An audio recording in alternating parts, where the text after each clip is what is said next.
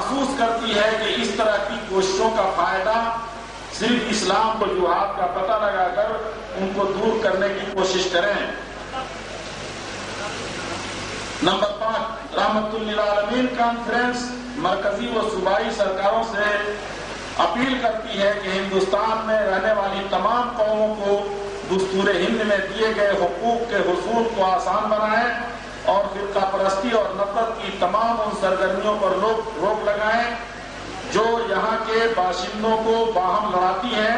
اور میل و محبت سے رہنے میں رکاوٹ بنتی ہیں۔ نمبر 6،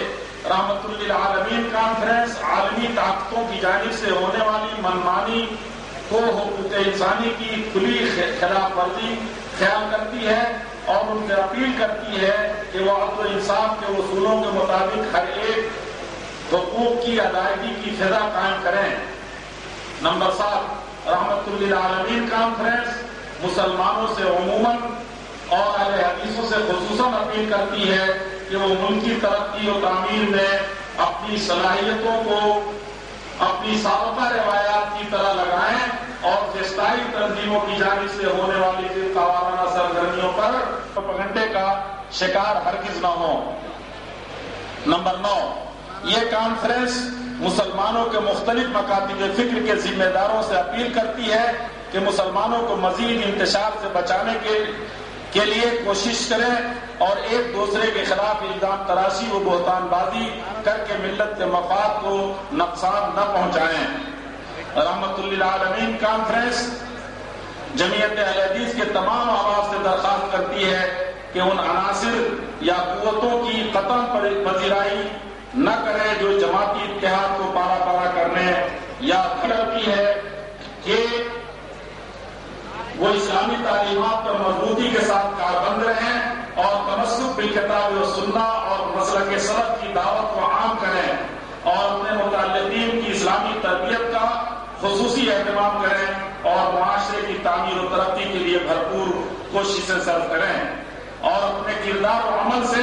ابنائے وطن کے سامنے اسلام کی سچی اور صحیح تصویر پیش کریں۔ امید ہماری مدد کریں گے اور توثیق فرمائیں گے۔ یہ قراردادیں آپ نے سنی ہیں، آپ کو منظور ہیں؟ السلام علیکم۔ انفسنا ومن سيئات اعمالنا من يهده الله فلا مضل له ومن يضلل فلا هادي له واشهد ان لا اله الا الله واشهد ان محمدا عبده ورسوله اما بعد فان خير الحديث كتاب الله وخير الهدي هدي محمد صلى الله عليه وسلم وشر الأمور محدثاتها وكل محدثة بدعة وكل بدعة ضلالة وكل ضلالة في النار قال الله تبارك وتعالى في كلامه المجيد اعوذ بالله دل آپ حضرات کی فرقت اور یہ چمکتے ہوئے مبارک چہرے اور توحید و سنت کے مدوالوں کا یہ ٹھاٹھے مارتا ہوا سمندر دل فرقت سے غمزدہ ہے اور اللہ عز و جل سے یہ دعا کرتا ہے کہ اللہ تبارک و تعالیٰ یہ اس طرح کے ایام بار بار ہماری زندگی میں لائے اور اپنے دینی بھائیوں اور بہنوں سے بار بار ملاقات کروائے اور اسی طرح کی مجلسیں اسی طرح کے کانفرنس اللہ رب العزت منعقد کرنے کی ہمیں توفیق عطا فرمائے اور اللہ تبارک و تعالیٰ اس کی برکتوں سے ہمیں مالا مال فرمائے اور جمعیت اہل حدیث کے یہ روشن اور چمکدار علماء کرام کے یہ چہرے اللہ ان کی زیارت کی ہمیں بار بار توفیق عطا فرمائے، آمین یا رب العالمین۔ دوستوں اور بھائیوں، آج کے اس آخری دن میں جس موضوع پر میں آپ حضرات سے گفتگو کرنے کی سعادت حاصل کرنے جا رہا ہوں وہ موضوع ہے اطاعت رسول صلی اللہ علیہ وسلم کے فوائد اور عدم اطاعت کی تباہیاں اور اس کے نقصانات۔ اللہ عز و جل ہمیں کہنے اور سننے سے زیادہ عمل کی توفیق عطا فرمائے، آمین یا رب العالمین۔ دوستو، کلمے کے دو جز ہیں، ایک جز عبادت و بندگی سے متعلق ہے اور دوسرا جز رسالت محمدی صلی اللہ علیہ وسلم سے متعلق ہے، اور ان دونوں جز پر ایمان لانا ہمارا فرض ہے۔ اگر ان میں سے کسی بھی ایک جز کا ہم انکار کریں تو ہم دائرہ اسلام میں داخل نہیں ہو سکتے۔ اللہ تبارک و تعالیٰ نے اپنے ہر بندے پر نبی کریم صلی اللہ علیہ وسلم کی اطاعت اور پیروی کو فرض قرار دیا ہے، اسی طرح سے جس طرح ہر بندے پر اس کے اپنے خالق اور اس کے مالک کی اطاعت اور فرما برداری فرض ہے، اسی طرح آخری نبی حضرت محمد رسول اللہ صلی اللہ علیہ وسلم کی اطاعت اور اتباع اس کے اوپر فرض ہے۔ ارشاد باری تعالیٰ ہے وَمَن يُطِعِ الرَّسُولَ فَقَدْ أَطَاعَ اللَّهَ، جو رسول کی اطاعت کرے گا، جو رسول کی پیروی کرے گا، جو رسول کی فرما برداری کرے گا، رسول کی فرما برداری، رسول کی اطاعت، رسول کی پیروی در حقیقت اللہ عز و جل کی اطاعت اور فرما برداری۔ اللہ عز و جل نے ارشاد فرمایا یا ایھا الذین آمنوا، اے وہ لوگوں جو ایمان لائے ہو، اطیعوا اللہ،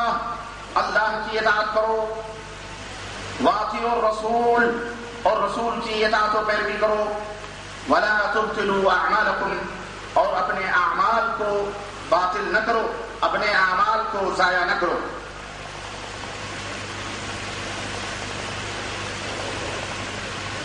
اللہ کے رسول صلی اللہ علیہ وسلم کی اطاعت ہمارے اوپر فرض کیوں ہے؟